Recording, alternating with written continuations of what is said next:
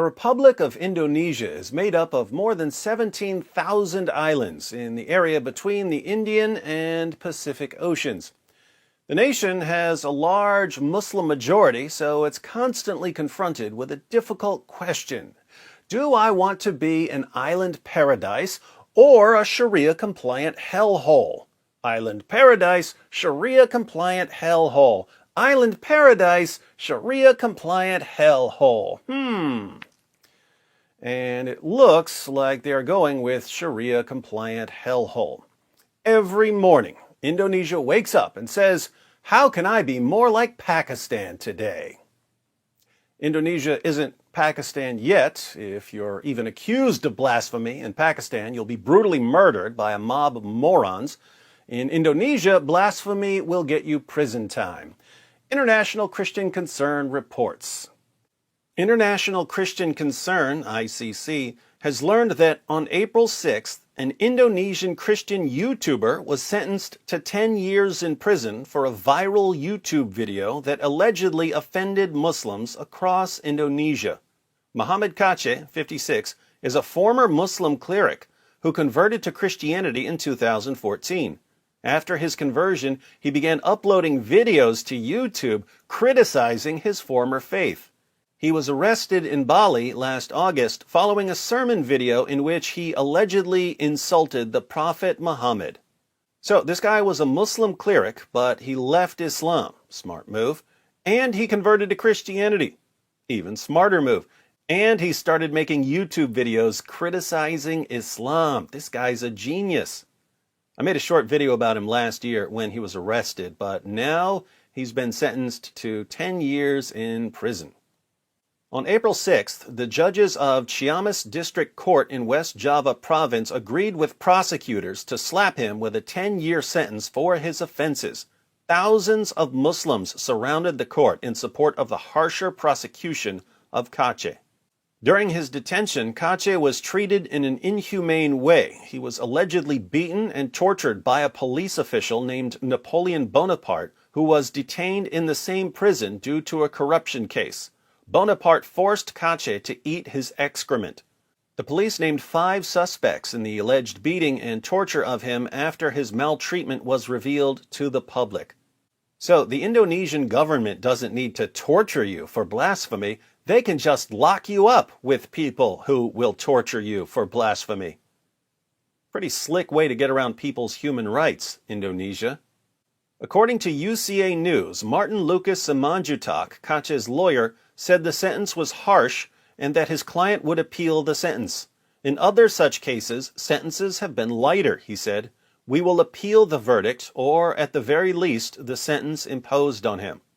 While it is not unusual for Christians to fall victim to Indonesia's draconian blasphemy laws, a Christian-turned-Muslim cleric who was arrested last August for insulting Christianity, Muhammad Yahya Waloni, was sentenced to merely 5 months in prison in comparison. The inconsistent standard embedded in Indonesia's legal system is self-evident. So, Indonesia pretends to be fair by punishing blasphemy against any religion, but it only hands out the harsh penalties for blasphemy against Islam. Not surprising at all. When have governments in Muslim-majority nations ever been fair? Andreas Harsono, a senior researcher for Human Rights Watch Indonesia, told ICC the Indonesian government should promptly repeal the blasphemy law.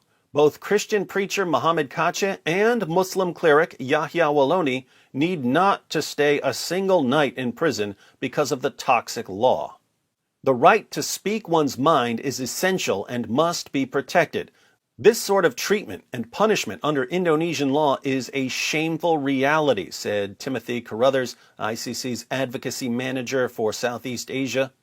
As long as Indonesia continues to enforce religious harmony through regulation and prosecution, it will continue to achieve the opposite. Notice, Human Rights Watch Indonesia and International Christian Concern are consistent, unlike the Indonesian government. They say, drop the blasphemy laws for everyone, Muslims and Christians. Well, this one hits a little close to home. Muhammad Kache is going to spend 10 years in prison for doing what I do every day. He's going to spend 10 years in prison for criticizing the most obvious false prophet in history, an illiterate 7th century Arabian caravan robber who decided that he owns the world. Mohammed Kache is in prison for stating the obvious. Of course, here in the West, there are plenty of corporations and platforms and politicians and journalists who are trying to catch up with Indonesia's blasphemy laws. In the West, they don't beat you to death for blasphemy like they do in Pakistan. They don't throw you in prison like they do in Indonesia. Here, if you criticize Muhammad, they'll call you names like racist and Islamophobe. They'll ban your content, they'll deplatform you, they'll fire you, and they'll occasionally kill you.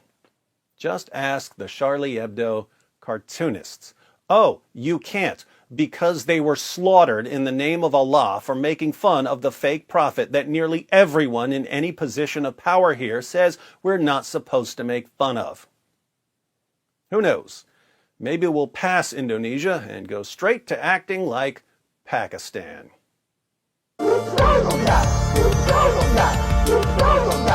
just backfired on you. It just backfired on you. This is a power of religion. There's a reason to it. Yeah?